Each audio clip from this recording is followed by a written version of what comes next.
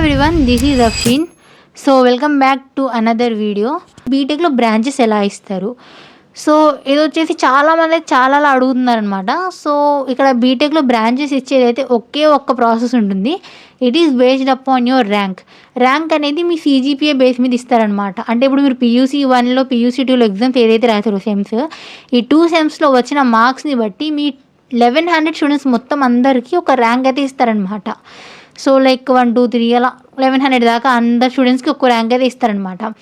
ఆ rank base మీద మీకైతే బ్రాంచెస్ ఇస్తారనమాట. లైక్ ఫర్ ఎగ్జాంపుల్ ఇప్పుడు CSCలో టోటల్ 360 సీట్స్ ఉంటాయన్నమాట. ఈ 360 సీట్స్ ఫస్ట్ 360 ర్యాంక్స్ వాళ్ళకి ఫస్ట్ ప్రయారిటీ ఉంటుంది. అండ్ అందులో కూడా 360 సీట్స్ అనేవి మొత్తం ఓపెన్ ఉండవు, ఓన్లీ 110 సీట్స్ అనేవి ఓపెన్ ఉంటాయి.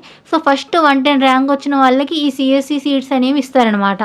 అంటే అది మీ ఆప్షన్, తీసుకోవచ్చు. అంటే మీకు ఛాన్స్ ఉంటుంది, అవే ఇస్తారని కాదు, మీకు ఛాన్స్ ఉంటుందన్నమాట.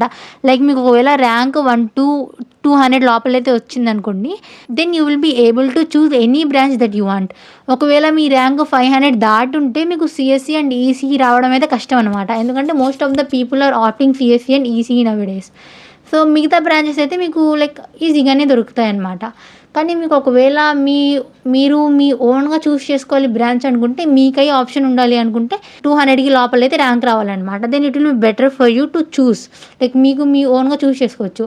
లైక్ ఒకవేళ లాస్ట్లో థౌజండ్స్లో ర్యాంక్స్ వస్తే ఇంకా లైక్ అంటే 900, 1000 అలా ర్యాంక్ వస్తే లైక్ మిగిలిన బ్రాంచ్ తీసుకోవాలన్నమాట. లాస్ట్లో మీకు కావాల్సిన బ్రాంచ్ మీకైతే ఆప్షన్ ఉండదు ఇంకా.